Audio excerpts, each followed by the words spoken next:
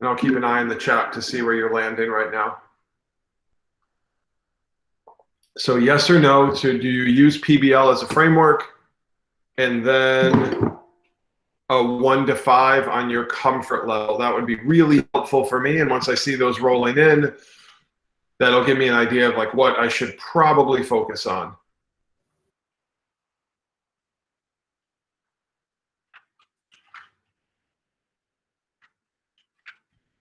Excellent. All right, so this is super helpful. So seeing a lot of these yeses roll in, or even a yes with lower valuation, seeing the yeses roll in, that might cue into me. I might crank through some of the big picture ideas a little bit more and not spend so much time on the concept of PBL. And maybe I'll integrate more ways that we can think about how G Suite can support your kind of work in a PBL unit. So I'm going to share my screen for a bit and keep an eye on these numbers and responses as they roll in. Hold on one second here. And we'll kind of get into it. So I'm going to share my content with you right now and maybe try to give you an idea on why we should bother using this as a model, and hopefully my slides load. There we go. They're popping up right now. All right, so here we go. So this is, to me, like a justification or a rationale for why we should even bother. And I think it's really important to start here. Even if you're already using this model, like why are we really doing PBL? What's the purpose behind designing PBL units and PBL experiences? So this comes from a text called The New Division of Labor by Levy and Renee. And it came out back in 2003, but I think it's still totally relevant. And you can get a white paper that has the same evidence. It's called Dancing with Robots. So this graph points to two big things that are happening. If we think about the types of jobs that are available for students, like the tasks and the kinds of work that are, even I think about my own kids, a third grader and a first grader, like what are the jobs or the kind of work they're going to do, like the category of work. And this kind of points to what's going on in terms of categories of work. So if we look at the yellow, the orange, and the purple, the yellow is routine manual, meaning pick this thing up and put it here over and over again. It's that same routine process of manually kind of moving materials, connecting things, whatever it is. It's a physical action that's routine over and over again. We look at the red one, even non-routine manual. That's even manual work. And I know this might be like cliche, but even the idea of like a non-routine task, like driving a car, if that can be automated, like think about, there's parts of the country, I think it was, I can't remember the state now, where 70% of the male workforce drove trucks for a living, and I can't remember which state in our country. So if those jobs are gonna go away, like this is pretty kind of like terrifying in terms of the economic impact. Now, this does relate to project-based learning units and experiences. We'll get there in a moment. The one that I think is the most interesting is down here, this purple one, routine cognitive tasks. So what do we mean by that? If this information is the fact or the entry point, then this is what I do with the information at a later date. It's like really linear, structured teaching where I'm going to tell you what the problem is, I'm going to give you the information, I'm going to tell you how to solve the problem, and then have you recreate that process. That's routine cognitive. If this is the problem, then I use this information and here's the output. I even think about many years ago when I was in grad school, going to school at night, studying to be a teacher, and I worked at a bank during the day as a teller. I don't know if anyone in the group has ever been a teller in a previous life. I was a bank teller. So people would come in and it was all if-then statements. If they give me a deposit slip and the information matches up appropriately, then I deposit money. If they give me a withdrawal slip, then I withdraw the money and hand it to them. When I started that job, there were 10 of us on the line as tellers. 10 months later, there were 3 of us on the line as tellers, because that's a routine cognitive task and the machine can do it better, faster, and more accurate. And the machine doesn't come up $10,000 short at the end of the night like I did once because of a clerical error that I made in my if-then statements. And I'll get to that purple line in a second. What is emerging, right, in terms of the type of skills and tasks that are emerging in the job market are blue and green. Non-routine analytical. right? So there is no prior path. There's no clear answer on how to do this work, but it's analytical work or non-routine interpersonal, connecting with other people, explaining information clearly, solving problems with other people, understanding the experience, the condition, and the problem that someone else is going to. Sometimes these are referred to as unstructured problems and working with new information. That's exactly what project-based learning is. Unstructured, there's no right answer. There's only ways to interpret and engage with the work. So even if we look at the potentially bleak job market with certain skill sets, but we also then pair that with what is emerging as like a relevant skill set, this points to PBL as a reasonable approach to structuring our classes and designing experiences for kids if we want them to have any chance to compete at all. Now I want to tell you maybe one or two more quick stories, and then we'll get into some PBL stuff.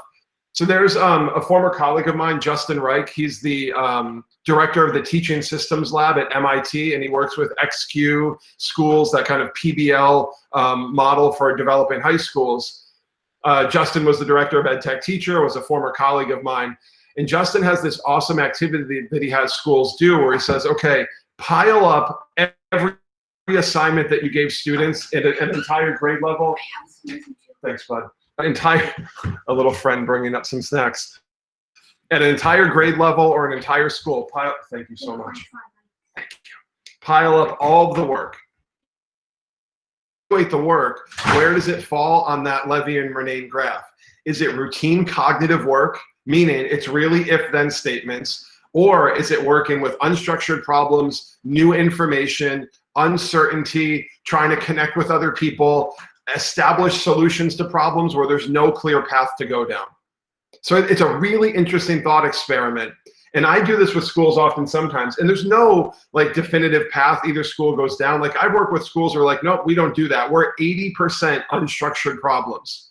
Some schools, they realistically look at the amount of work they give and what is the actual process of the work, and it's routine cognitive work. Like we look at this like suit of armor in this medieval unit. Here's the information. There's the if it put and if it points to that arm piece, then put this word here. It's an if-then statement, and machines can do it way better than we can. I'm not saying core background information shouldn't be a part of an experience, but if it's the height of the experience, we're missing an opportunity. So to put into Justin's words, unstructured problems are those where the desired endpoints are unknowable in advance, or a set of information is needed to solve the problem. It's unknowable in advance. Broadly speaking, we think of these problems as requiring creativity to solve. So even if we're going to value, and I work with schools all over the country, and we're like, how can we teach creativity? I don't know if you can necessarily teach creativity, but you can let students know that you value their unique ability to look at a scenario and think about it differently today than they did yesterday. That's creativity. Looking at something in a new way today that you did not look at it the day before. We're talking small C creativity, big C creativity, which I'll never kind of like reach that level of creativity, but I can look at things differently every day and have a reasonable new lens to solve a problem that I didn't have that lens before. This is all PBL work. If we even stick with really big picture stuff, then I promise we'll go really concrete into like PBL and then where Google applies. I'm sure that over your summer break, you are not reading the World Economic Forum's Future Jobs Report from 2018, pointing to the kind of skills that are going to be needed in the future. So using technology, like that's not a critical skill. It's going to change anyway. But if we look at the kinds of skills that are going to be valuable in a 2020-22 job market, which is not that far off, human skills, creativity, originality, initiative, critical thinking, persuasion, negotiation, resilience, flexibility, complex problem solving, EQ, emotional intelligence, leadership, and social influence. I don't think those happen by asking kids to do if-then statements. I think all of these skills that are to kind of when we're giving them really big, challenging problems, right? So I actually want to jump to an example of this really quickly. tell a story about what's going on. So I want you to take a look at this for a moment. I don't see it. There you go. It jumps to my slide. I don't want to talk about what's going on. I don't want to explain what's going on. I want you to take a look at this for a moment, and I want you to try to figure out what's going on in this image. So I'll give you a second to check this out. Then I'll tell a story about it, how the kids got here, and how I think this is super high-powered work.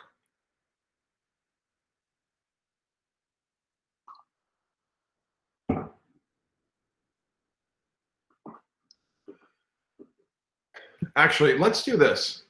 I'm going to just pull my big screen down for a second. Can you do me a favor in the chat? Can you share what you think the assignment or the task or the challenge or the description of that work was that kids used to create this? Like, what do you think the kids were asked to do with this challenge? I'd love to see what you're thinking. I'll keep an eye on your responses.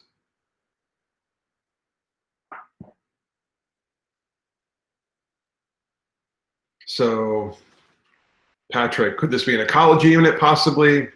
Maybe a recycling challenge? Show how plastic pollution impacts the marine life or an ecosystem, create an animal out of recycled materials, represent what happens to plastic bottles. Yeah, so like all sorts of reasonable approaches to what may have the kids been tasked with to create this. Here's the question that they were given. Here's the framework of it. How might we bring awareness for our school community to the dangers of single-use plastic by designing kids? So the teacher just said, how might we bring awareness to the dangers of single-use plastic for our school community by designing fill in the blank? Kids have to decide. With fill in the blank, kids have to decide.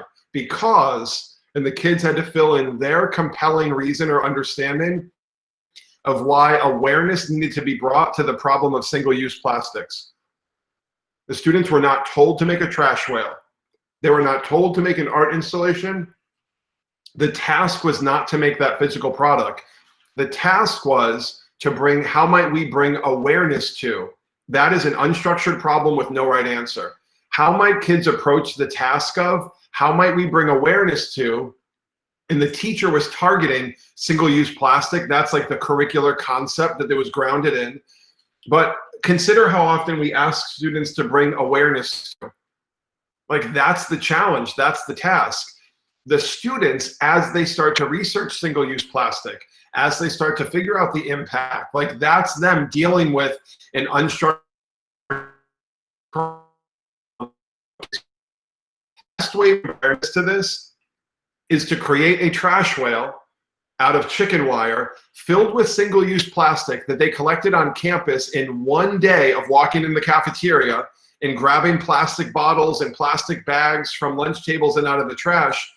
That hangs in the foyer under the 3rd and 4th grade entrance when you walk into this school. Talk about bringing awareness. Every teacher, every student, every administrator that walks in the door, they look up and there's a trash whale hanging over them. It got so far in terms of bringing awareness that they made change on campus, right? Institutional change, where single-use plastic is not part of what they do at that school anymore. It's off the table because of the level of awareness that they brought. Now, what you can't see is down here in the corner along the wall. That's where all their research is created. Now, how does this tie to something like Google and G Suite? Pretty straightforward. They created their own Google Forms. And as they would walk around the cafeteria, they were filling out their own Google Forms to collect data on how many kids had single-use plastic, how many pieces did they have, was it a bottle, was it a bag, how many kids threw it in like a recycling bin, how many kids threw it in the trash. They had pie charts and bar graphs and data on a big poster on the wall right next to this. So if we're thinking about using something like G Suite as a foundation for a PBL unit, having kids create their own measures of data collection. Having kids create their own data that they can point to can be super powerful. This is like one really interesting approach to what's going on. Now, how do we compare this really big picture to something like doing projects? Because projects and project-based learning units or project-based learning experiences are different. So on this top model, and this is a 20 the new network is fine. I'm borrowing this. That's where it came from. If we think about a traditional unit, right, a traditional teaching process, we might present information, lecture, direct teach, provide instruction. The kids might work on an activity, we quiz them. More lecturing, activity, quiz, we review everything. They take a big major exam. Maybe we get to the project as like the dessert at the end of the unit if there's time. And oftentimes the project is take all the information that I gave you and package it up in a way that I've predetermined, right? So everyone does the exact same thing. There's a great quote by the principal of the Science Leadership Academy in Philadelphia. His name is Chris Lehman. Chris had this awesome quote. I remember coming across this years ago when I visited the Science Leadership Academy. And Chris said, you know, if you give a project to your kids and every student turns in a 3-tiered chocolate cake, just as an analogy, they're not baking cakes in my history class, but if they turn in a 3-tiered chocolate cake, I didn't give them a project, I gave them a recipe, right? So this top model, that is a recipe to complete, it's a process to complete the recipe of everyone makes the same chocolate cake. It's really easy to assess. I can have measurements and go, if it fits these criteria, then it's an A. That's not unstructured problems, no right answer, an unclear path to coming up to the student's final evaluation of what's going on. PBL, very different. How do we launch a project in a PBL unit? We provide a driving question. We provide a really compelling entry point to start to deal with that question. And then we structure the experience along the way to help students explore that driving question. So if we consider this one of how might we bring awareness to the problem of single-use plastic to our school, why they want to bring awareness to it. Like, what's the compelling reason to bring awareness? How can students determine that they need to bring awareness to something? Now the teacher can structure, what are the activities? What are the mini workshops? What's the research they're going to do? What's the experience? Let's do a check-in, a benchmark check-in, a formative assessment with something like Google Forms, right? As a formative check-in along the way. Or something like, I know it's not a Google product, but something like Flipgrid or Synth that allow kids to submit video and audio to you as a portfolio of evidence, right? Now, what do we still have to have them? What do we need to talk about? What readings might I provide? What little checkpoints along the way? What simulations might I create? And all of the purpose of the work, it's like we take the best thing that could happen in a unit, the most compelling question that sometimes appears as a second open response on the back page of a formal test.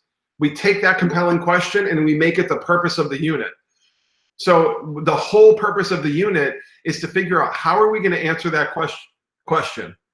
That's the purpose of the experience, not can we answer the question at the end of the unit when everything has been presented to us really formally and now it's time to answer the question. So take that compelling question, drop it in the front of the unit, and then design the experience to work through it, and it's uncertain what the outcome is going to be. Now, there's ways to kind of address certainty to some degree. I might not have it in this slide, that's okay.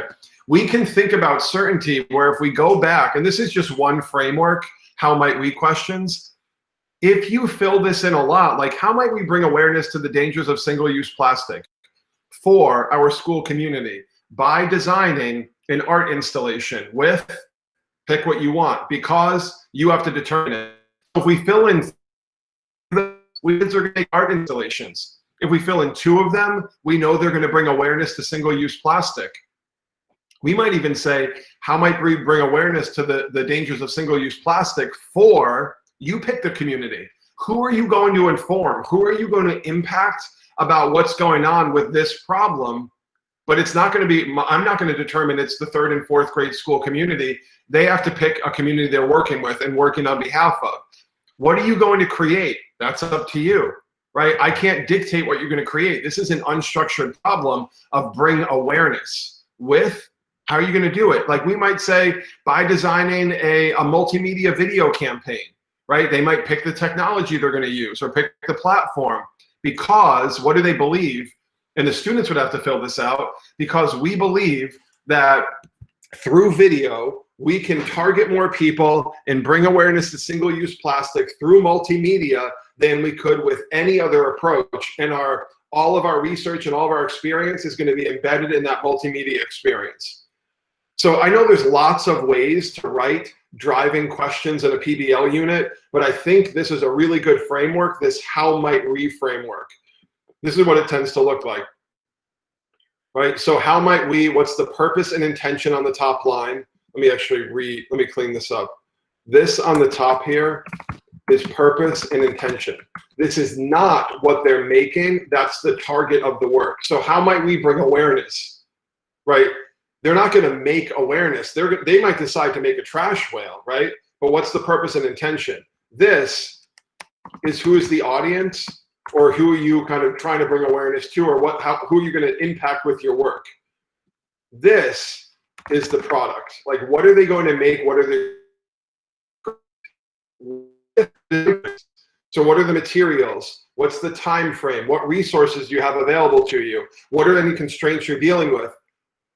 Then the bottom line, students can fill that out. What do they believe about this? What do they believe about their ability to bring awareness? What do they believe about whatever challenge you presented to them? That can be a really interesting or helpful way to think about kind of the targeted work that kids are doing. Now, let's kind of go really big picture. And I know that I think when in checking in with Anna, some of you have kind of connected with the Buck Institute and their gold standard PBL. And that's what we're looking at right here. So gold standard PBL, as outlined by the Buck Institute, has these in the maroon here. These are the key characteristics of gold standard PBL. Let's work through them. Can you create a challenging problem or question to kick off a unit? As opposed to starting to teach, like we are covering World War II. I will take you lockstep, kind of like year by year through World War II. I'll tell you everything. Or create a commission around the idea of exploiting power and imposing one's military and political power on another country, like some compelling question. And then the whole purpose of exploring World War II is to grapple with that question. Or it could be the use of like exceptionally destructive force in a military conflict and understanding the lens of World War II through that challenging prompt. And that's the way kids are thinking and understanding and exploring this. Now, the idea of sustained inquiry right here, right? So sustained inquiry, what does that mean? It means that for students to reasonably answer that question is to ask more questions. So we give them the question, going back to the trash whale, of how might we bring awareness? Let me just wait for a second for this to come back to the trash whale. There we go. If we go back to the trash whale, we're asking, how might we bring awareness to this? The kids can't answer that right away. So can we make a question that cannot be answered at a first pass? How do we bring awareness? I don't know. What do we mean by awareness? They have to answer that. What's the best way we can bring awareness? What captures our attention? How could we bring attention to this issue? What materials do we have? What do we mean by single-use plastic? How do we define single-use plastic? What is the problem with it? What is the impact? So sustained inquiry in a PBL unit has to do with the fact that we're not posing a question that can be answered without asking more questions. If we can do that, then we're kind of 2 steps into how authenticity is a tricky one, right? Does the work have compelling value beyond the fact that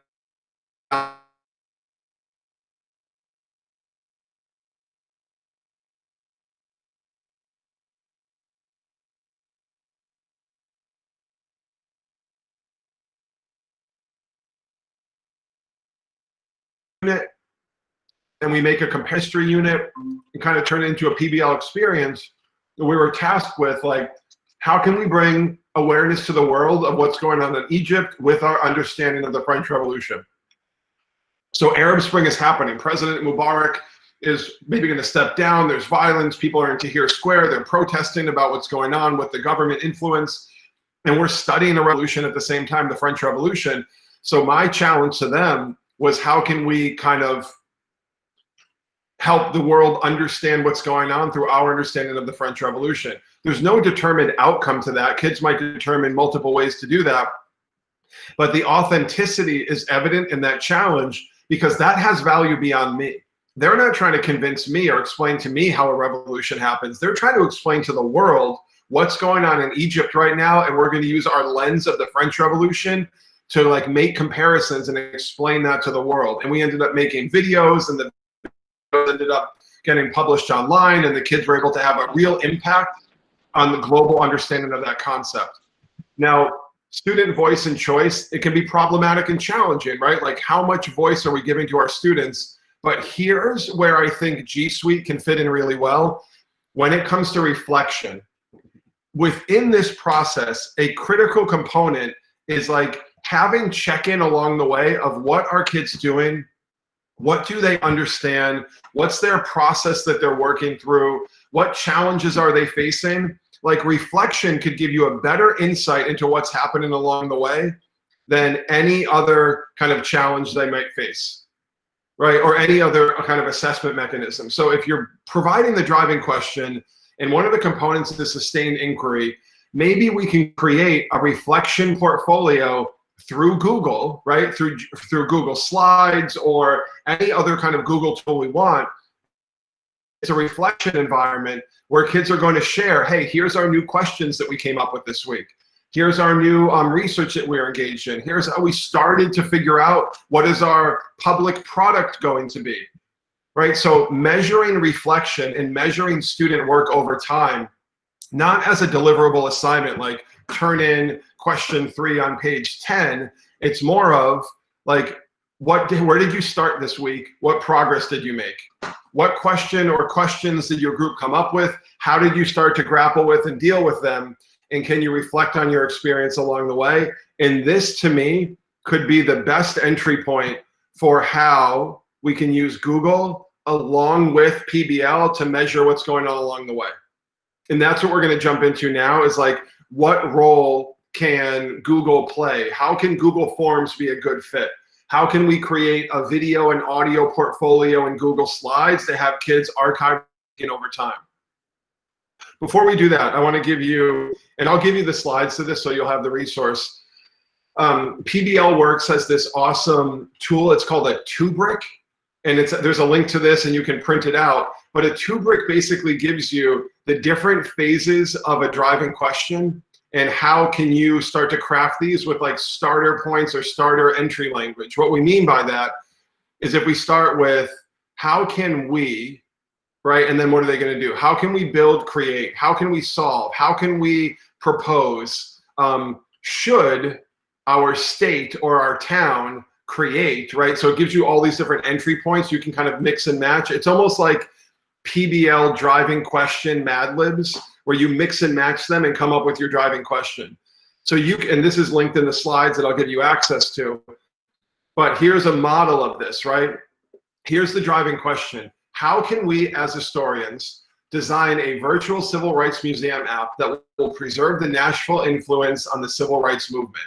Now, this one's pretty prescribed, right? Because this teacher is telling the kids, you're going to build a civil rights museum app. So she knows what the outcome is going to be, but you could pull that out. How can we as historians design something, an experience, an archive, whatever it is that they're going to make, that will preserve the Nashville influence on the civil rights movement, right? It's authentic because it's their community. So if we break this driving question down, the framing word of how can, that's the challenge. There's no right answer. It's how might we, how can, right? It's open to interpretation. That's a critical component. Let's move to the next one, right? Who's doing the work? The students are, as historians, that's the entity that's involved here. What's the action or what's the challenge, right? What's the target of their work? What are they going to produce? In this instance, it's designing a virtual civil rights museum app. You could pull that out though. You don't have to say, like the same way with the trash whale, they didn't have to say, make a trash whale. Their whole target was, how can we bring awareness to, right? And that's what they're talking about. So let's keep working by breaking this down. The audience, right? One of the key components of high quality PBL, according to the Buck Institute's framework, is there is an audience and there's an authentic purpose to the work. So this work is not for the teacher. This work is for the community. This work is for the role that Nashville played in the civil rights movement. This work is for anyone who wants to get a better sense of how the community was involved in this event. That's a very different target of the work than what a traditional kind of linear unit might look like with a test and a project at the end. The unit is the project. That's PBL experiences. The unit itself is the driving question. It is the project. Is there uncertainty here? Absolutely. Does the role of the educator change? Absolutely. Do you become more of like a coach and a guide and a facilitator? Absolutely. Like when I did that unit on bringing awareness and enlightening the world about what was going on in Egypt, I wasn't really teaching the French Revolution per se. I wasn't teaching what was going on in Egypt. We were exploring it, and I was guiding the students through that experience so they could ultimately determine what do we need to do to better inform the world about what's going on in Egypt by comparing that to a prior revolution in France. That was their like really heavy, meaningful work they were trying to work through. So you'll notice here, if we were to go back to this original framework and compare it to that question, how can we design, right, the app that teacher targeted for the community and our Nashville, our Nashville community and how it relates to the content area in my history class of the civil rights unit. So these like tuning activities, and you can go through and go, what if I change that to should we create, right? Or could our community propose, right? So you can keep tweaking this until you can come up with like a super meaningful driving question. So with that in mind, what I really want to target right now is the idea of embracing and kind of collecting student reflection along the way. And that's where I think G Suite fits in. So let me show you what I mean by this. I'm going to jump to Google Slides right now, and I will call this a PBL video portfolio. PBL unit, or we'll call this PBL experience. Like spelling would be helpful. PBL experience, video portfolio. I'm going to make a little slide here. So let's kind of build this out right now.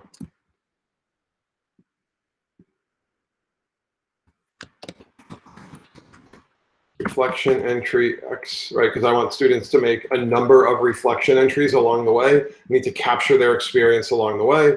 I'm just going to mock this up once, build this once, and then duplicate this slide over and over to show you what it could look like. Make this look a little bit nicer.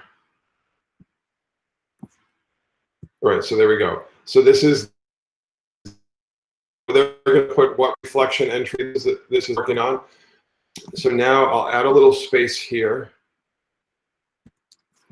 This is going to be their text space.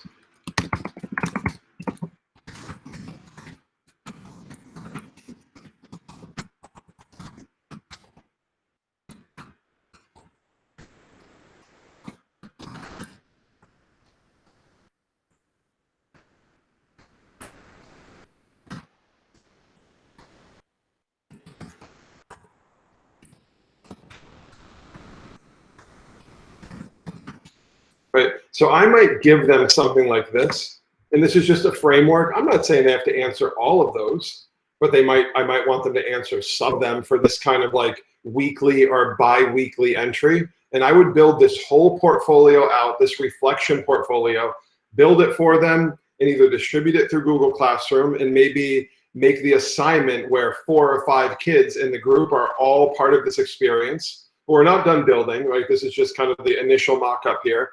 But I might want kind of more material in here so I can decide what else is going to go in here. I might do something like this. Drop in a shape. Right, I'll drop in this shape right here. And in this shape, this is where I'm going to expect the students to put evidence, video evidence, audio evidence, or photo evidence of their progress or their work. So I want a written entry because I want it to be kind of relatively formalized. But in this space, right, I will say student or group evidence goes here. And what are they allowed to add for their group evidence? I can determine that, but I might say they can add audio, photo, or an image, and this might be of offline work, or they might add a video. Now, this is just a quick mock-up. I don't like the way that looks. This is a quick mock-up, and you can build this any way that you want. You don't have to make it look like this, right? But this is kind of my approach of what this could look like. Hold on a second. I don't like what I did there at all. Let's get this back to how it looked before. There we go. So I'll make this bold. I always have to change my font style. I'm a huge fan of Oswald as my font. And then I'll show you what kids can absolutely put there as their evidence. So their writing entry here, my companion font, there we go. So this is reflection entry 1, but I might say, okay, we're gonna spend 3 weeks in this PBL unit.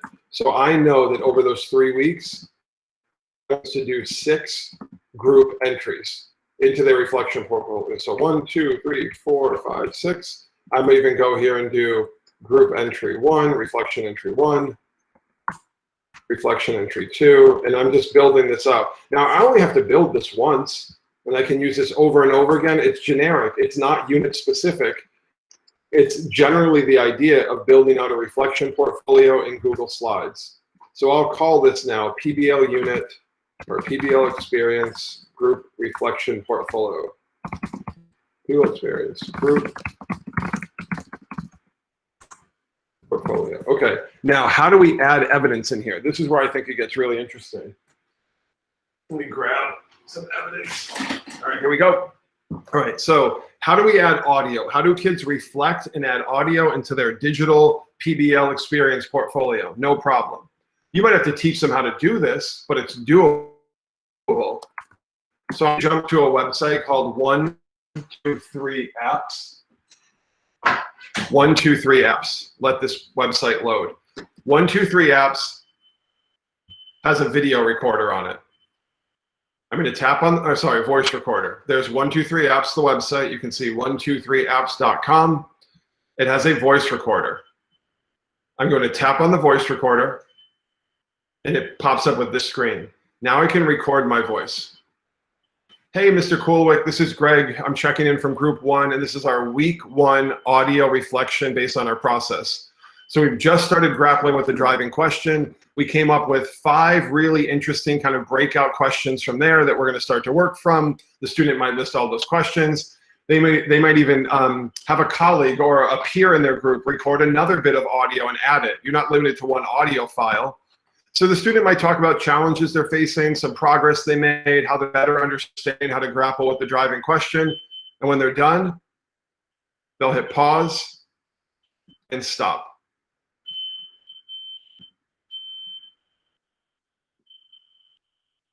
Then I'll hit save. That just downloaded. Right, so that downloaded to my downloads folder, that bit of audio. Here's what the student would have to do. They have to take that audio, get the audio uploaded to Google Drive, and that's what I'm doing right now. The audio uploads very quickly to Google Drive. It's not like a massive video file. That audio's been uploaded. You can see it's in my folder already. I'm just gonna rename this to stay organized. I'll call this PBL unit week 1 reflection. Now that that's in Google Drive, I can head over to my PBL reflection entry, and I can go insert, audio, from Google Drive, recent, and that audio file is going to be right on the top of the list. There it is. I will hit select. That audio file is going to drop onto the slide, and that could be my audio entry for week 1. Let me just recolor that so it pops out a little bit. There we go. Now we'll make that, let's make that blue instead. There we go. My audio entry, right? So the student, and I could even delete all of that stuff. There we go. So there's the student's audio reflection as part of their week 1 entry. But like I said, especially if they're collaborating, and if they're collaborating at distance, right? If school's remote, or you're gonna have them work on this over kind of multiple days and they're working through a collaborative space like slides or docs, there's no reason why they can't have more than one audio file. So I might add an audio reflection to represent our group, but another student might open up this collaborative kind of group reflection environment, and they might record audio, and then they can go insert audio from their Google Drive account, and they can drop that onto the slide as well. So there's no reason why we couldn't have an entry from multiple students onto these slides. So there it is as an audio portfolio. Let's talk about using Google Slides as a video portfolio, as well. Give me just 1 second, everyone. I'm worried about what's going on downstairs. My fire alarms are going off. Give me 1 minute, I'll be right back.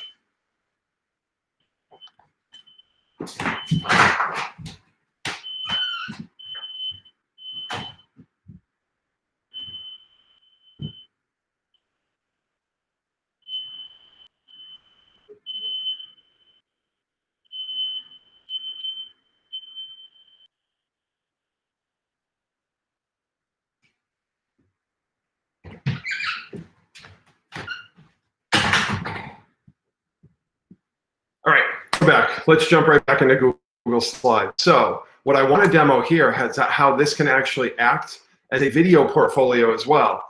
And I understand, like, PBL is a massive concept, and I did a kind of half-hour cranking through that idea. You can take these ideas of like an audio portfolio or a video and apply it to any unit or concept. It doesn't have to be PBL related to have it make sense. So let's talk about what we're going to do here. I want kids to put video here. Now, if you're in any of the previous sessions that I've done, I've shared a tool called Record to Slides, which is like hands down one of the most valuable and accessible and powerful tools that I've used in a Google environment in quite some time. What Record to Slides lets us do is turn on our front-facing camera and drop video right into a set of Google Slides by clicking 2 buttons. Now, for the kids to do this, they would need to have Record to Slides installed. If they can't, I'll show you another way to do this as well. So let me give you the link. And like I said, if you've come to any of my previous sessions, I've mentioned this. Record to Slides is a Google Chrome extension. There's the extension.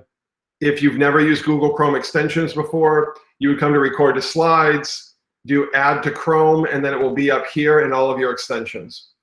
Now I'm going to drop this in the chat because I want you to have the link to this directly. There we go. So there's the Record to Slides extension if you'd like to use it.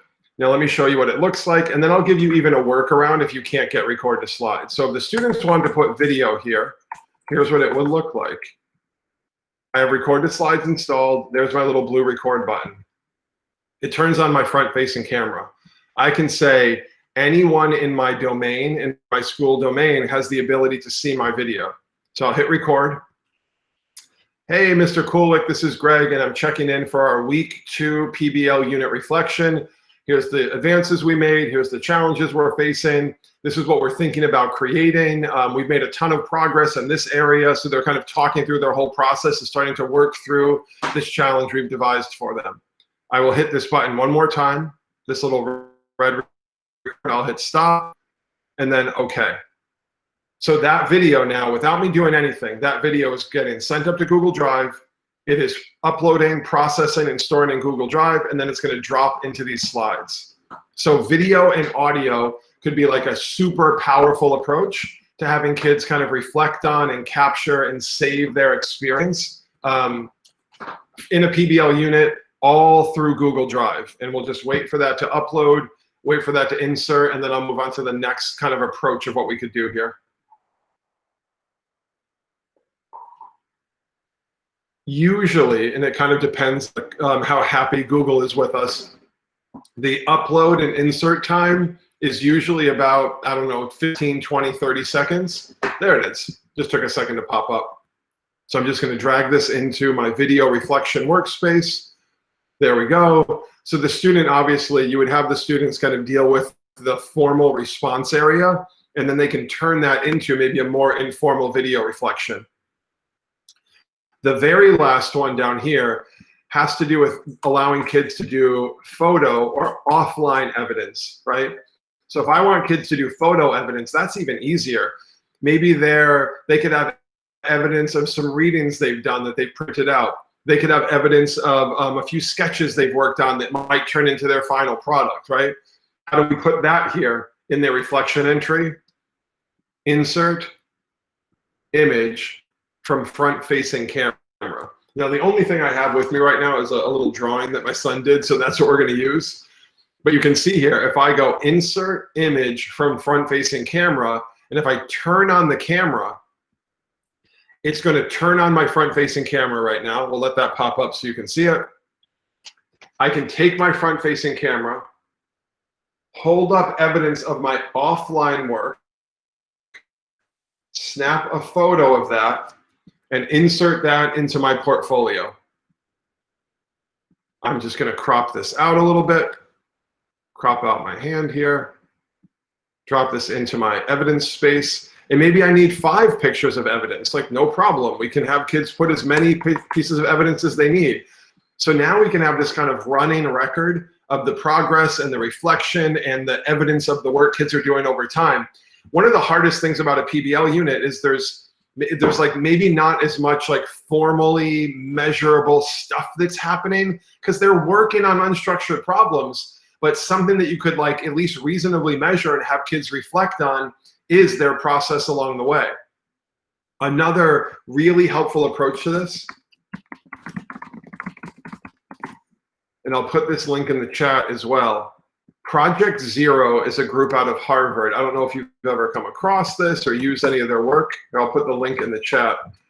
Project Zero has what I think to be the most helpful tools when it comes to getting kids reflecting about their process, and they call them visible thinking routines. So they have this little thinking routines toolbox, and that's the link that I put in the chat for you. I love a handful of their core routines, like I used to think, but now I think, connect, extend, challenge, think, puzzle, explore. So if I went to my kind of reflection area and maybe I had them do this. What did you do this week that you connected with? What did you do this week that extended your comfort level, your understanding, your perspective on the problem? And then what challenges did you face this week? So that is their connect, extend, challenge thinking routine. Right, so Project Zero, I can go here, click on Connect, Extend, Challenge, open up the PDF of Connect, Extend, Challenge, have a whole walkthrough and overview of how I might use Connect, Extend, Challenge with my students. And this whole thinking routine toolbox is totally free. They just revamped the website and it's amazing. So these types of kind of reflection questions, and I used to think, but now I think, connect, like these 3. I used to think, but now I think connect, extend, challenge, think, puzzle, explore. Imagine if that's what you had kids make their video about, or that's the prompt they replied to with audio, or that was what they filled in the text entry field over here. Then they put some evidence of their work, and now you can have a really nice measure over time, all facilitated through a set of Google Slides that you can make a copy of and distribute to groups of students at a time via Google Classroom. Let's take one more approach. How can we stick with Google Drive and G Suite right now is jump to a Google form, and I will call this PBL Unit Reflection 1.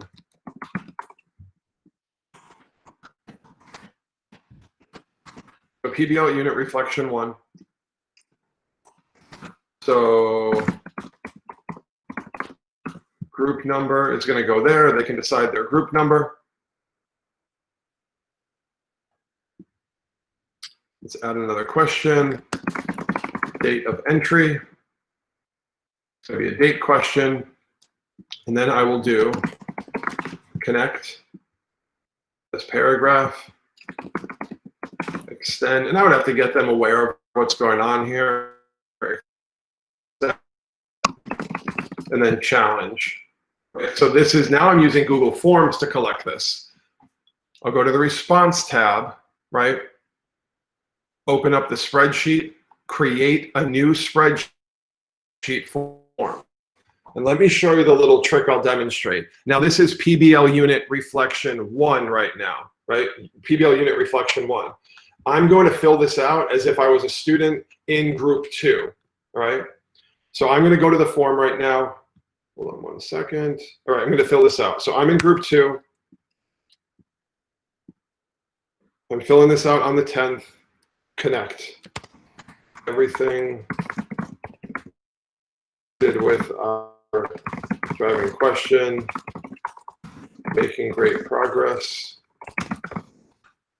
Extend. There was one idea that we struggled with.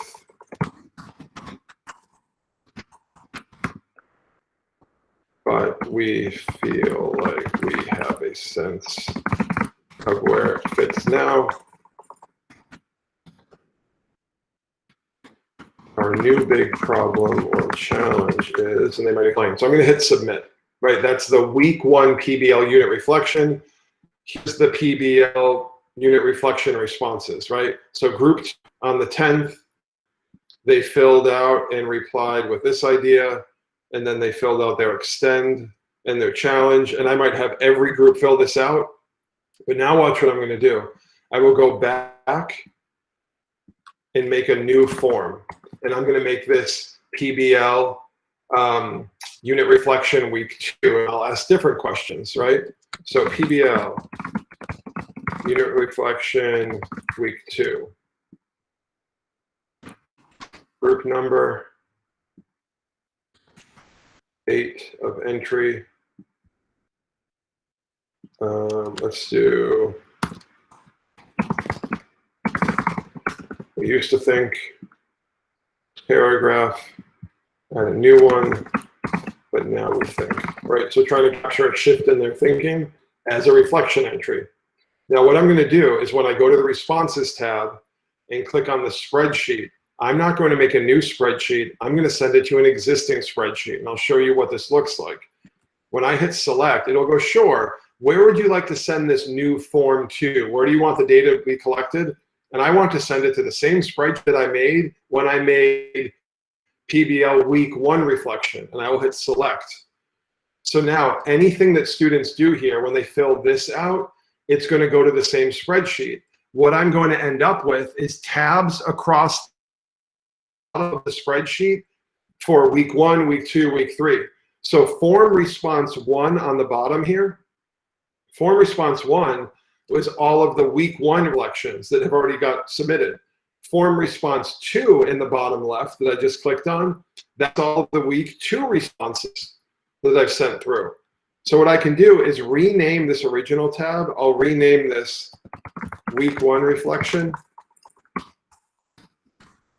And then I'm going to rename this new tab, right? I'll do rename. And this is week 2 reflection. Now, let me go fill this form out so you can see what it's going to look like. So group number 2, say we're filling this out next Wednesday.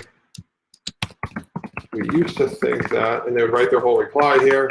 Maybe one student per group is going to fill it in, or they can compile their answer ahead of time and one student can submit. Now we are more aware of that, and we are thinking, right, and there's their change in thinking over time. They hit submit.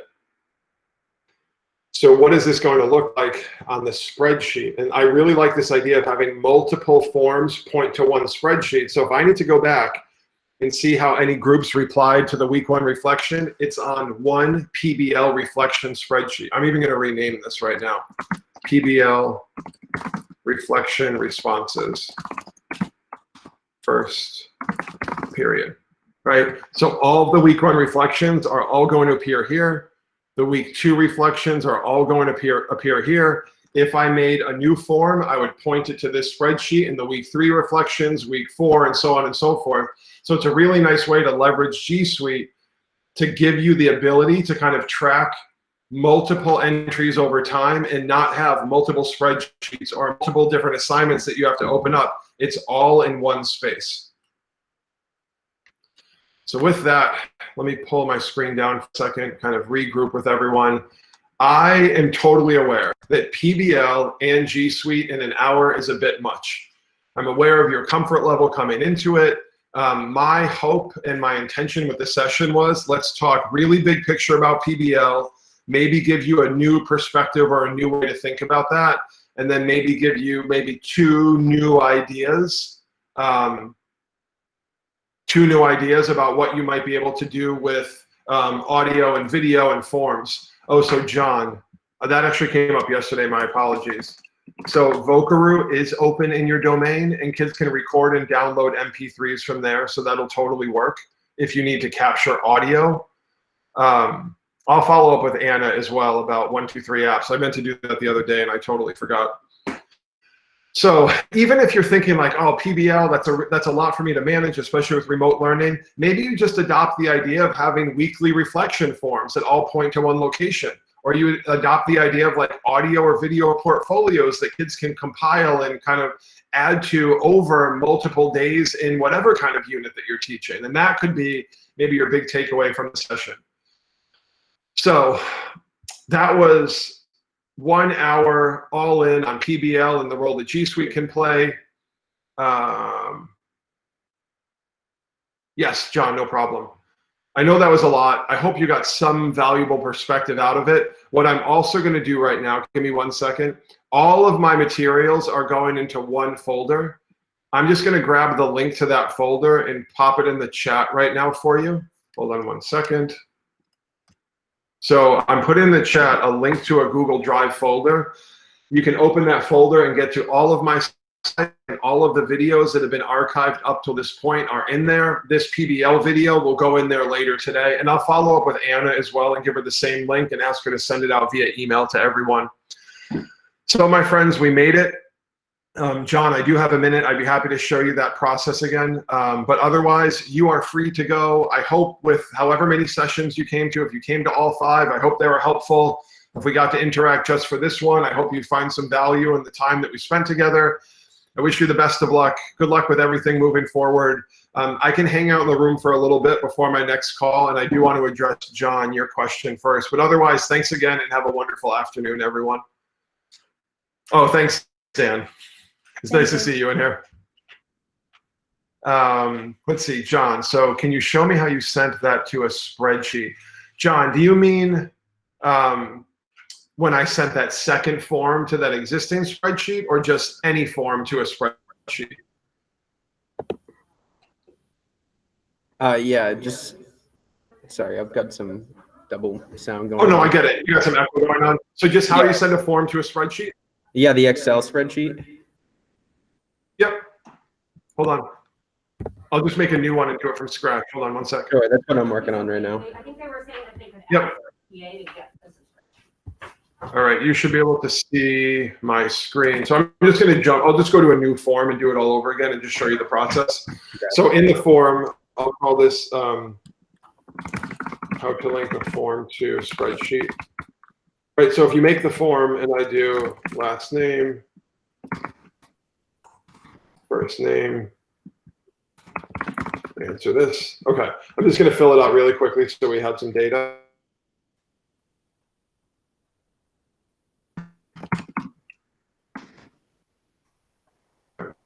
So I'm going to submit that, right?